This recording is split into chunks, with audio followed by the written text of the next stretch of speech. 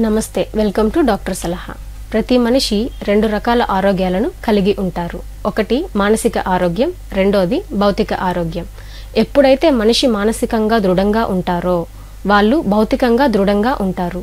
అంటే ఒక మనిషి ఆరోగ్య స్థితిగతులను తెలిపేది మానసిక ఆరోగ్యం. ఈ మానసిక ఆరోగ్యానికి సంబంధించి గూడూరు పట్టణంలో మొట్టమొదటిసారిగా డాక్టర్ బత్తుల పూజిత MBBS MD గారి ఆధ్వర్యంలో ప్రారంభించబడిన Sandeep ortho and mind care hospital నందు వైద్య సేవలు అందిస్తున్నారు. ఈరోజు మన డాక్టర్ సలహా కార్యక్రమంలో ముఖ్య అతిథిగా విచ్చేసిన ప్రముఖ మానసిక వైద్య నిపుణురాలు డాక్టర్ బత్తుల పూజిత MBBS MD గారిని స్వాగతిస్తూ మానసికంగా ఆరోగ్యంగా ఉండాలంటే ఎటువంటి జాగ్రత్తలు తీసుకోవాలి, అపోహలు, OCD గురించి ఈరోజు కార్యక్రమంలో తెలుసుకుందాం. శివాబి ప్రేక్షకులకు అండ్ గూడూరు నివాసులందరికీ నమస్కారం. నా పేరు doctor Battula Poojitha, MD psychiatrist, consultant psychiatrist at Sandeep ortho and mind care hospital, Gudur.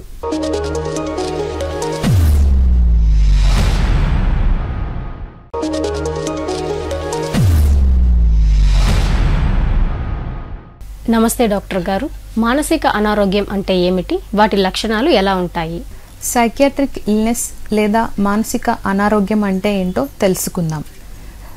Generally ప్రజలందరూ కూడా సైకియాట్రిక్ ఇల్నెస్ అంటే పిచ్చి, బుద్ధిహీనత, బుద్ధి లోపము అని మాత్రమే అనుకుంటారు. దీనికి కారణం సైకియాట్రిక్ ఇల్నెస్ మీద పెద్ద అవగాహన లేకపోవడం వల్ల, అవేర్నెస్ లేకపోవడం వల్ల, అండ్ ఇన్ఫర్మేషన్ ఎక్కడ దొరుకుతుందో తెలియకపోవడం వల్ల. సైకియాట్రిక్ ఇల్నెస్లో అనేకమైనటువంటి డిసీజెస్ అండ్ డిజార్డర్స్ మనకి ఉన్నాయన్నమాట. వాటిల్లో ఈరోజు నేను కొన్ని ఇంట్రడక్షన్ గురించి చెప్తాను. ముఖ్యంగా అందులో మూడ్ డిజార్డర్స్ అంటాము. అనగా డిప్రెషన్, బాగా బాధపడడం, ఎవరిలో కలవలేకపోవడం, నిద్ర పట్టకపోవడం, చనిపోవాలి అనిపించడం. ఈ మూడ్ డిజార్డర్స్లోనే మనకి ఇంకొకటి బైపోలార్ ఎఫెక్టివ్ డిజార్డర్ అంటాం అనమాట. ఇదేంటంటే కొద్ది రోజులు బాగా బాధపడతారు, కొద్ది రోజులు చాలా ఆనందంగా ఉంటారు. ఇది ఒక సైకిల్ లాగా తిరుగుతూ ఉంటుంది. ఎందుకు ఇలా ఉంటున్నామో ఏంటనేది వాళ్ళకే తెలియదు. ఇంకొకటి చిన్నపిల్లల్లో చూసుకుంటే మెంటల్ రిటార్డేషన్ అంటారనమాట. అనగా బుద్ధిలోపం. ఇవి కాకుండా ఈ మధ్య కాలంలో కొత్తగా వచ్చినటువంటి డిసీజెస్ పిల్లల్లో వచ్చేసి ADHD అనగా attention deficit hyper activity disorder. రెండోది ఆటిజం, అంటే ఎవరిలోనూ కలవలేకపోవడం. మేడం, మా బాబు అందరితో మాట్లాడలేకపోతున్నాడు, కన్ను కలిపి మాట్లాడలేకపోతున్నాడు అని ఎక్కువగా తల్లిదండ్రులు మనకు వచ్చి ప్రశ్నిస్తూ ఉంటారు. మూడ్ డిజార్డర్స్తో పాటు మనకి సైకోటిక్ ఇల్నెస్ అని ఉంటుందన్నమాట. అనగా భ్రమ, భ్రాంతి, అబద్ధం, ఏది నిజమో ఏది అబద్ధమో తెలియకుండా చాలా బాధపడుతూ ఉంటారు పేషెంట్స్. తర్వాత వచ్చేసేసి సబ్స్టెన్స్ యూజ్ డిజార్డర్స్ అంటాం అనమాట. అనగా మందుకు బానిస అవ్వడము, లేదంటే కొకైన్ తీసుకోవడము, కెన్నాబిస్ తీసుకోవడము, లేదంటే సిగరెట్కి బానిస అవ్వడం. వీటన్నిటి వల్ల జీవితాలు కూడా నాశనం చేసుకుంటూ ఉంటారు. ఇవి కాకుండా యాంగ్జైటీ, ఆందోళన, ఏం జరుగుతుందో ఏమో తెలీదు, చనిపోతానేమో అన్నంత భయము, దానితో పాటు గుండె దడ పెరగడము, పేషెంట్ తన పని తాను చేసుకోలేకపోవడము, ఇటువంటి విపరీతమైన స్థితిలోకి పేషెంట్స్ వెళ్తారనమాట. ఇవి కాకుండా ఈటింగ్ డిజార్డర్స్ అంటారు. ఇది ఎక్కువగా మనం స్త్రీలలో చూస్తూ ఉంటాం అన్నమాట. అండ్ OCD డిజార్డర్ అనగా అబ్సెసివ్ కంపల్సివ్ డిజార్డర్.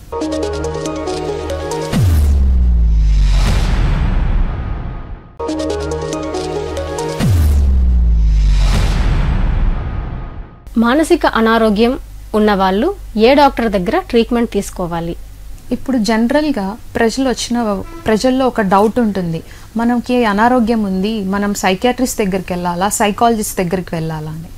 సైకియాట్రిస్ట్ అనేవాళ్ళు ఒక MBBS degree and MD degree తోటి గ్రాడ్యుయేట్ అయి ఉంటారు. వీళ్ళు ఏంటంటే ఒక సైకియాట్రిక్ ఇల్నెస్ని డయాగ్నోస్ చేయగలరు అండ్ మందుల ద్వారా ట్రీట్మెంట్ ఇవ్వగలరు. ఇప్పుడు సైకాలజిస్ట్ దగ్గరికి వస్తే సైకాలజిస్ట్ ఒక డిగ్రీ హోల్డర్ అనమాట. వీళ్ళు ఏంటంటే మన ఒక సైకియాట్రిస్ట్ ట్రీట్మెంట్ విభాగంలో మందుల ద్వారా క్యూర్ చేయొచ్చు, లేదంటే కౌన్సిలింగ్ ద్వారా క్యూర్ చేయొచ్చు. ఇప్పుడు సైకియాట్రిస్ట్ కౌన్సిలింగ్ కనుక అవసరం అయి ఉంటే వాళ్ళని సైకాలజిస్ట్కి రిఫర్ చేస్తారు. సో మీకు మానసిక అనారోగ్యం ఉంది అని డౌట్ ఉన్నప్పుడు క్లారిఫై చేసుకొని డయాగ్నోసిస్ అండ్ ట్రీట్మెంట్ కోసం ఒక సైకియాట్రిస్ట్ని కన్సల్టెంట్ చేస్తే మంచిది.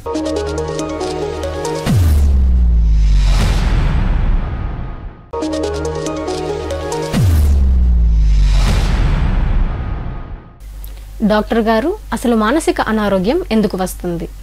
పేషెంట్స్ మన దగ్గరికి వచ్చినప్పుడు వాళ్ళ అటెండెన్స్ ఎక్కువగా అడిగే ప్రశ్న, మా వాళ్ళకే ఎందుకు వచ్చింది, మా అబ్బాయికే ఎందుకు వచ్చింది, మా అమ్మాయికే ఎందుకు వచ్చింది. ఇప్పుడు ఈ మానసిక అనారోగ్యానికి ఒక కారణం అంటూ ఉండదండి. దీనికి అనేక కారణాలు ఉంటాయి. అందులో మనం ముఖ్యంగా గమనించవలసినటువంటి కారణం జన్యుపరమైన కారణం, తరతరాల నుంచి కుటుంబంలో రావడం. వాళ్ళ పెదనాన్నకో, మామయ్యకో, మేనమామకో ఉంటే నెక్స్ట్ జనరేషన్స్కి రావడానికి ఛాన్సెస్ ఉంటుంది. అలానే వాళ్ళ తల్లిదండ్రులకి ఉన్నా కూడా బిడ్డలకి రావడానికి ఛాన్సెస్ ఉంటుంది. ఫర్ ఎగ్జాంపుల్, తల్లిదండ్రుల్లో ఒకరికి ఉంటే వాళ్ళ బిడ్డలకి రావడానికి 20 to 30% ఛాన్సెస్ ఉంటుంది. అలా తల్లిదండ్రులు ఇద్దరికీ ఉంటే పిల్లలకి రావడానికి 50% ఆఫ్ ఛాన్సెస్ ఉంటుందన్నమాట. ఇవి మాత్రమే కాకుండా కుటుంబ పరిస్థితులు, చిన్నప్పటి నుంచి వాళ్ళు పెరిగినటువంటి వాతావరణం, వాళ్ళ ఆలోచన శైలి, ఈ కారణాలన్నీ కూడా మనకి సైకియాట్రిక్ ఇల్నెస్ కాజ్ చేస్తాయి అన్నమాట. ఇవి కాకుండా అతి ముఖ్యమైన కారణం, మనకి బ్రెయిన్లో కొన్ని కెమికల్స్ ఉంటాయన్నమాట, సెరటోనిన్ అండ్ డోపమైన్. ఈ హెచ్చుతగ్గుల వల్ల కూడా ఈ హెచ్చుతగ్గుల వల్ల మనకి సైకియాట్రిక్ ఇల్నెస్ వస్తుంది.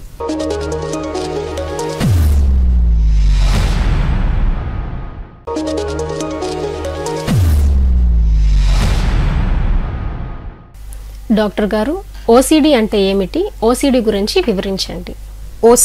ఓసిడి అనగా అబ్సెసివ్ కంపల్సివ్ డిజార్డర్. ఇందులో అబ్సెషన్స్, కంపల్షన్స్ ఉంటాయన్నమాట. జనరల్గా సొసైటీలో కోవిడ్ తర్వాత దీని యొక్క ఇన్సిడెన్స్ అండ్ అవేర్నెస్ రెండు బాగా పెరిగాయి అన్నమాట. అండ్ మనం కొన్ని సినిమాల్లో కూడా చూసాం ఈ ఓసిడి డిజార్డర్స్ని ఎక్స్ప్లెయిన్ చేయడం, దాని మీద ఒక స్టోరీ టెల్లింగ్, ఇవన్నీ కూడా. ఇవేంటంటే ఇందులో కంపల్షన్స్ అండ్ అబ్సెషన్స్ ఉంటాయి. అబ్సెషన్స్ అంటే ఏంటంటే అనాలోచితమైన, అసందర్భమైనటువంటి ఆలోచనలు. వాటిని పేషెంట్స్ కంట్రోల్ చేసుకోలేడు. వాటి వల్ల విపరీతమైన ఆందోళన, భయం, ఏమవుతుందో, చెయ్యకపోతే ఏమవుతుందో అనే ఒక భయాందోళనలో దానికి అపోజిట్గా ఒక కంపల్షన్ని డెవలప్ చేసుకుంటారు. ఫర్ ఎగ్జాంపుల్, చేతులకి మట్టి అయింది అని అనిపిస్తుంది. ఇప్పుడు దానివల్ల పేషెంట్కి ఒక భయము, ఒక ఆందోళన వస్తుంది. నా చేతులకి క్రిములు అంటుకున్నాయేమో, నాకేమైనా అనారోగ్యం వస్తుందేమో, ఏదైనా జబ్బు వచ్చి చనిపోతానేమో. ఆ ఆందోళనని తగ్గించుకోవడానికి వెంటనే వెళ్ళి చేతులు కడుక్కుంటారు. అది కంపల్షన్. ఇది ఒక సైకిల్ లాగా రొటేట్ అవుతూనే ఉంటుంది. ఎప్పుడైతే ఈ చేతులు కడుక్కున్నారో అతనికి ఆ థాట్ అనేది తగ్గుతుంది, ఆ భయము, ఆందోళన అనేది అన్నీ తగ్గి ప్రశాంతంగా ఉంటారు. కానీ పోను ఏమవుతుందంటే ఈ సైకిల్ రిపీట్ అవుతూ ఉంటుంది. ఇంతకుముందు 2 సార్లు ఆలోచన వచ్చేది, 2 సార్లు చేతులు కడుక్కునేవాడు. కానీ క్రమేపీన ఏమయ్యేదంటే రోజుకి 15, 20, 50 సార్లు ఆలోచన వస్తుంది. 15, 20, 50 సార్లు చేతులు కడుక్కోవాల్సి వస్తుంది. ఇది జనరల్గా అందరికీ తెలిసినటువంటి కామన్ ఓసిడి. ఇవి మాత్రమే కాకుండా అనేక రకాలైనటువంటి ఓసిడి టైప్స్ ఉన్నాయన్నమాట. లైక్ హెల్త్ ఓసిడి అంటారు. అనగా ఏంటంటే మనకి ఎటువంటి అనారోగ్యం ఉండదు, ఆ పేషెంట్కి ఎటువంటి అనారోగ్యం ఉండదు, కానీ నాకేదో అనారోగ్యం ఉంది అని మల్టిపుల్ హాస్పిటల్స్కి వెళ్ళడము, మల్టిపుల్ టెస్టులు చేయించుకోవడము, ప్రశాంతత లేకపోవడము, నాకేదో ఉంది, నేను చనిపోతానేమో అన్న భయంతో ఉండడము, ఇది హెల్త్ ఓసిడి అంటారనమాట. ఇవి మాత్రమే కాకుండా కొన్ని చెప్పుకోలేనివి ఉంటాయి అన్నమాట ఓసిడిలో. అనగా సెక్షువల్ థాట్స్ ఎక్కువగా వస్తూ ఉంటాయి, రిపిటేటివ్ సెక్షువల్ థాట్స్. అవి వాళ్ళ వల్ల కంట్రోల్ అవ్వవు. సో వాటి వలన కూడా పేషెంట్స్ ఆందోళన చెందుతూ ఉంటారు. వాటికి అపోజిట్గా ఒక కంపల్షన్ని డెవలప్ చేసుకుంటూ ఉంటారనమాట. ఇది ఈ సైకిల్ ఇలా రిపీట్ అవుతూ ఉంటుంది. కానీ ఓసిడిలో ఒక గుడ్ ప్రోగ్నోస్టిక్ ఫ్యాక్టర్ ఏంటంటే మనకి ఇలాంటి ఆలోచనలు వస్తున్నాయి అన్నప్పుడే మనం సైకియాట్రిస్ట్ని కానీ కన్సల్ట్ చేస్తే దానికి మెడికల్ ట్రీట్మెంట్ ద్వారా మనం త్వరగా కూడా ఉపశమనాన్ని పొందొచ్చు.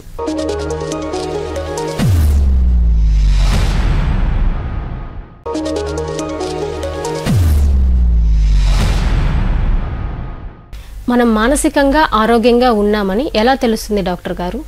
మనం మానసికంగా ఆరోగ్యంగా ఉన్నామా లేదా అని తెలియడానికి మనకి WHO అనగా వరల్డ్ హెల్త్ ఆర్గనైజేషన్ అనే సంస్థ 3 డొమైన్స్ని సెట్ చేసింది. ఫస్ట్ వన్ ఇందులో వచ్చేసి మన ఓన్ ఎబిలిటీస్ అనగా మన బలాలు, మన శక్తి ఏంటి అని తెలుసుకోగలగాలి. రెండోది లైఫ్లో వచ్చేటువంటి స్ట్రెస్సర్స్ అనగా కష్టాలు, ఒడిదుడుకుల్ని ఎలా తట్టుకోవాలి అనేది. అండ్ మూడోది వచ్చేసేసి కమ్యూనిటీ అండ్ సొసైటీలో మనం ఎలా ఉన్నాం అనగా మనం పనిచేసే చోట ఎలా ఉన్నాము, మన ఇంటి పక్కన ఎలా ఉన్నాం, చుట్టుపక్కన వాళ్ళతో ఎలా ఉన్నాం, ఇవన్నీ కూడా మనం లైఫ్లో కనుక పర్ఫెక్ట్గా ఉండగలిగితే మనం మానసికంగా దృఢంగా ఉన్నట్టే. And there is no health without mental health అనగా మానసిక ఆరోగ్యం లేకుండా ఆరోగ్యం అనేది లేదు.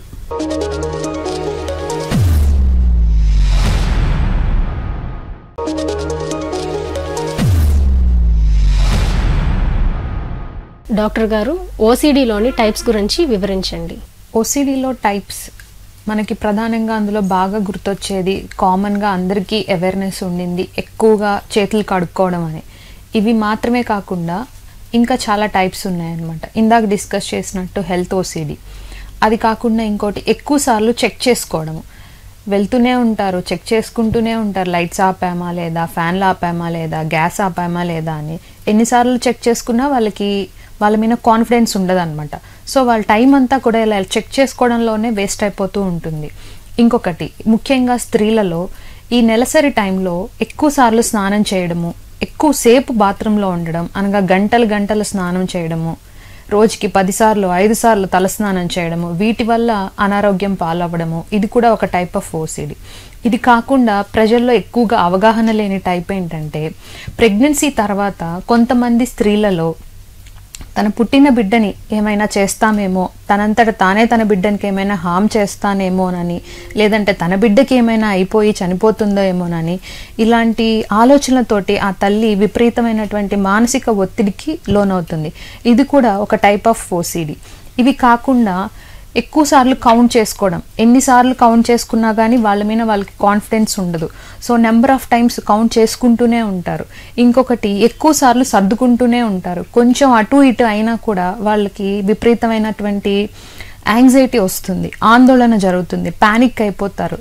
సో దానివల్ల ఏంటంటే ఎక్కువ సార్లు సర్దుకోవడంలోనే వీటిల్లోనే వాళ్ళ సమయం అంతా కూడా వృధా అయిపోతుంది.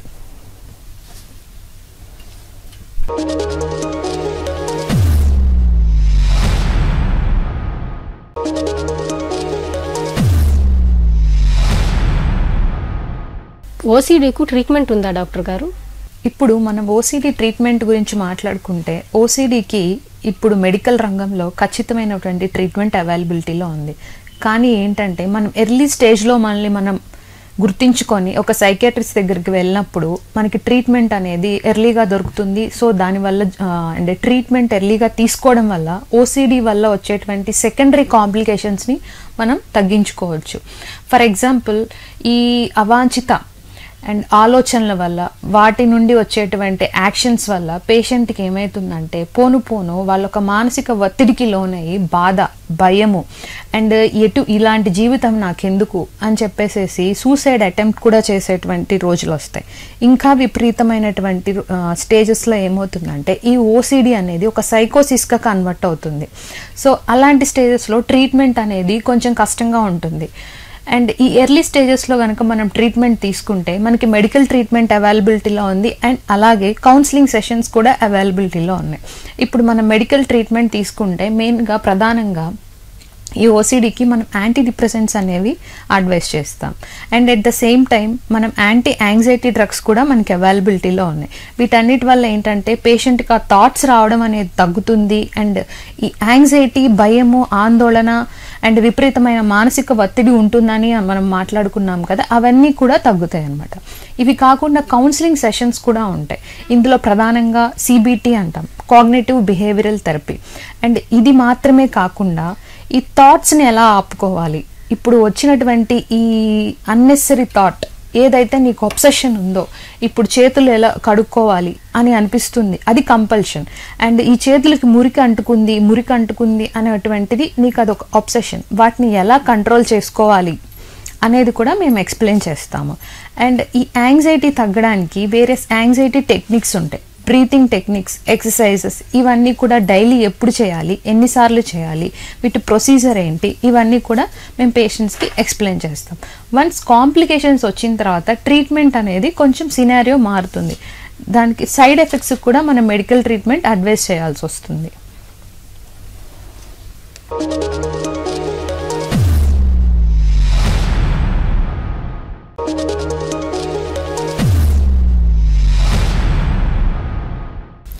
నమస్కారం. నాకు ఈ ఆపర్చునిటీ ఇచ్చినందుకు శివాబీద్ ఛానల్కు నా ధన్యవాదాలు. చూశారు కదండి, మానసిక సమస్య ఏదైనా ఏ విధమైన ట్రీట్మెంట్ తీసుకోవాలో ఈరోజు తెలుసుకున్నాం. ఇవాల్టి డాక్టర్ సలహా కార్యక్రమం ఇంతటితో ముగిస్తూ రేపు మరొక వైద్య నిపుణుల ద్వారా వారి సలహాలను, సూచనలను తెలుసుకుందాం. డాక్టర్ సలహా కార్యక్రమం ప్రతిరోజు మీ శివాబీ న్యూస్ ఛానల్ నందు ఉదయం 8:30 మరియు తిరిగి మధ్యాహ్నం 2:30 రాత్రి 9:30 ప్రసారమగును. యువర్స్ భాను శ్రీనివాస్.